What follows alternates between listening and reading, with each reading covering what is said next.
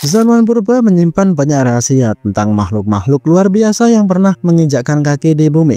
Salah satu di antaranya adalah Scythotherium, hewan raksasa yang sering dianggap sebagai salah satu jerapah purba terbesar yang pernah ada. Dengan tubuh yang kekar, leher lebih pendek dibandingkan jerapah modern, dan tanduk bercabang yang besar. Scythotherium adalah perpaduan antara keunikan anatomi dan kekuatan fisik. Namun, bagaimana hewan ini bisa menjadi begitu besar? Apa yang membuatnya berbeda dari kerabat-kerabatnya yang masih hidup saat ini? Sebelum lanjut, jangan lupa subscribe channel ini untuk konten dunia purba lainnya. Dan ya, saat ini kita satu minggu akan upload 2 kali seterusnya. Dan tanpa berlama-lama, mari kita langsung masuk ke pembahasannya. Pada abad ke-19, para ilmuwan menggali fosil-fosil raksasa di wilayah Asia Selatan dan Afrika. Dan di antara kerangka-kerangka itu muncullah sosok yang memicu kekaguman sekaligus pertanyaan besar. Spesies apakah ini? Mereka menamainya Scythotherium, gabungan dari nama Shiva, dewa Hindu, yang dikenal sebagai simbol kekuatan sekaligus kehancuran, dan therium yang berarti binatang. Sebuah nama yang terasa tepat, karena begitu para peneliti menyusun kembali fragmen-fragmen tulangnya, terbentuklah gambaran seekor makhluk besar, kokoh dan berwibawa, seolah-olah keluar dari halaman mitologi kuno. Salah satu lokasi terpenting penemuan fosil ini adalah Lembah Siwalik, daerah pegunungan yang membentang di perbatasan India dan Pakistan.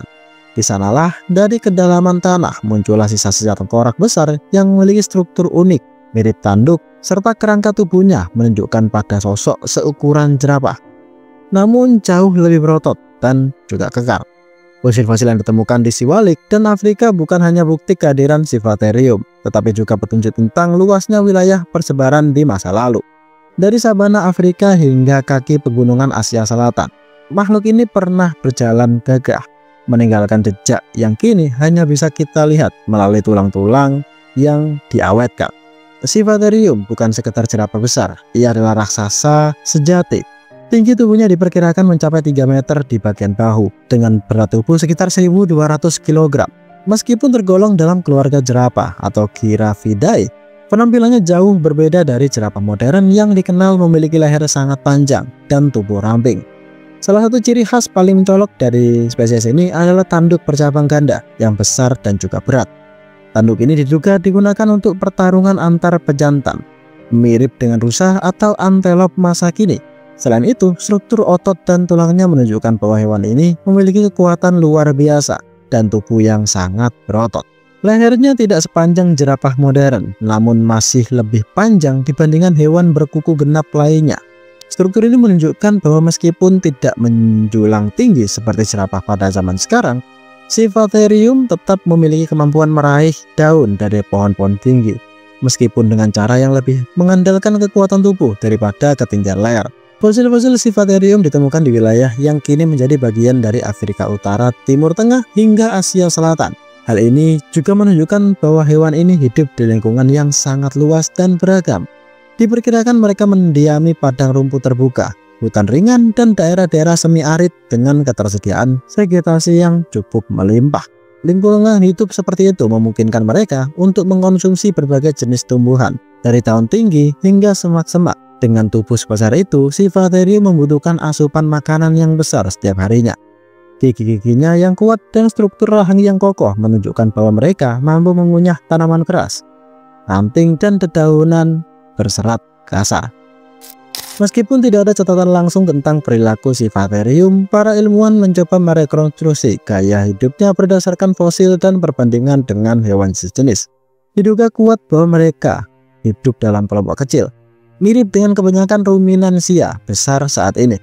Hidup berkelompok memberi perlindungan dari predator dan memudahkan dalam mencari makanan. Tanduk besar yang dimiliki oleh pejantan kemungkinan besar digunakan untuk menarik perhatian betina dan bersaing dengan pejantan lain dalam musim kawin. Perilaku ini serupa dengan rusa jantan atau antelop, di mana duel antara pejantan menjadi bagian penting dari seleksi alam. Di dunia modern, nama keluarga Giraffidae mungkin hanya mengingatkan kita pada 2 makhluk, jerapah yang anggun menjangkau pucuk pohon di padang savana, dan okapi yang misterius menyelinap di bawah naungan hutan hujan di Afrika Tengah. Tapi jauh sebelum keduanya mendominasi ekosistem masing-masing, pernah hidup satu anggota keluarga yang berbeda dari keduanya, lebih besar, lebih kekar, dan jauh lebih mencolok. Secara ilmiah, Siffatherium memang satu kerabat dengan jerapah dan okapi. Namun secara fisik ia tampak seperti hasil evolusi yang mengambil arah sepenuhnya berbeda. Jika jerapah berevolusi dengan leher panjang yang menjulang demi menjangkau daun tertinggi, maka Siffatherium menempuh jalur kekuatan. Tubuhnya besar dan berotot dengan struktur kepala bertanduk rumit yang mungkin digunakan untuk mempertahankan wilayah, memikat pasangan, atau bahkan bertarung.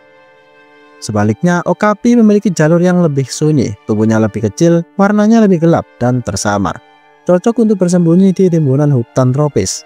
Ia pemalu, soliter, dan nyaris tak terlihat, seolah sengaja menghindari dunia luar.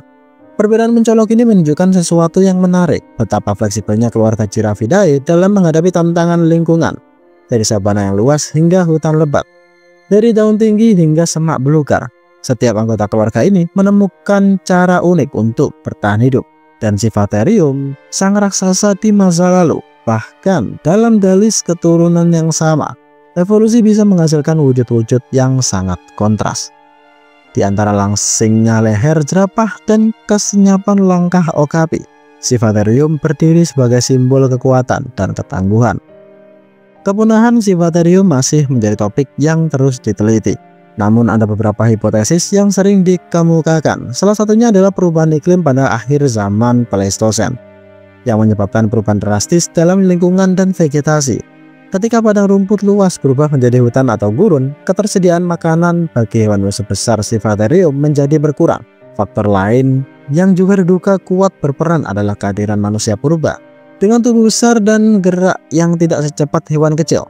Siffatherium bisa menjadi sasaran empuk bagi para pemburu zaman prasejarah. Beberapa arkeolog bahkan menemukan bukti adanya interaksi antara manusia dan Siffatherium.